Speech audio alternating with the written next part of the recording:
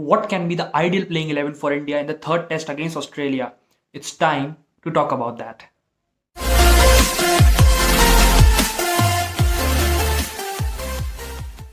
I won't delay much and start with the openers. Rohit Sharma and Mayank Agarwal. Now, there has been a talk regarding who should open with Rohit Sharma. Should it be Mayank Agarwal or Shubman Gill? I feel it should be Mayank Agarwal, and the reason is because Mayank Agarwal hasn't done anything wrong as such. I mean, the second test was an average, a poor performance from him, but one can have a bad match. In the first test also, he didn't score much of runs, but he did block a lot of deliveries. And that's what's the hallmark of an opener. When he goes overseas, especially Indian openers, they need to block a lot of deliveries when they go to senior countries, and he has done that so that the middle order doesn't get exposed. So I will keep Mayank Agarwal, and also for the fact that Mayank Agarwal has scored, he's the top 10 run getters in the World Test Championship right now. After only 2 Indians are featuring in the top 10 list, if I'm not wrong. One is Ajinkya Rahane and the other is Mayank Agarwal. So I feel Mayank Agarwal should be the opener, and he hasn't done anything wrong to be dropped as such. Now, number 3 is Cheteshwar Pujara. No doubt he has been out of form, you would say, considering the number of runs he has scored. But if you see the number of balls he has played, again, because Prithvi Shaw got out early in the first test and Mayank Agarwal got out early in the second test, he played a lot of deliveries, to be honest, and that's why, there's no brainer, he won't be dropped. At number 4, obviously Ajinkya Rahane. At number 5, Hanuma Vihari. Now, there has been also a talk that Hanuma Vihari should be dropped.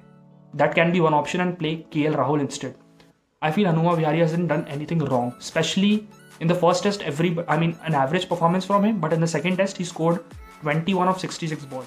Now, if you look at it from the outside, you would feel that he only scored 21 runs. But again, the situation in which those 21 runs were scored is a crucial one, because he played 66 deliveries. He built a very good partnership with Ajinkya Rahane, because India were trailing by 130 runs or more than 130 runs at 64 for 3 with no Pujara, with no Shubman Gill and no Mayank Agarwal, or Shubman Gill or Pujara already down. So it was important to build a partnership and set up the tempo for later batsmen such as Rishabh Pant, who actually fired.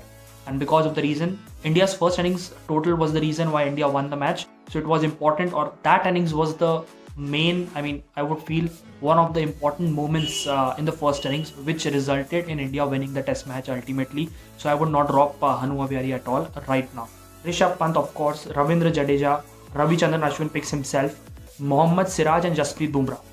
Now, another fast bowler should be Navdeep Saini or T. Natarajan. I feel if you look at it, like, Navdeep Saini came into the Indian setup earlier than T. Natarajan, so his place should be, or he should play in the playing 11 rather than playing somebody like a T. Natarajan. But what I feel is India might experiment with T. Natarajan and go with T. Natarajan in the playing 11.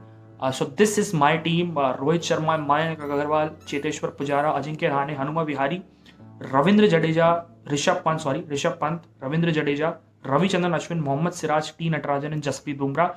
T. Natarajan and Navdeep Saini, I feel personally T. Natarajan would play, but technically Navdeep Saini should play because he came into the Indian setup earlier than T. Natarajan. But I feel obviously Navdeep Saini might be rested because he didn't perform well in the second practice match against Australia as well, and after that he didn't get a chance at all.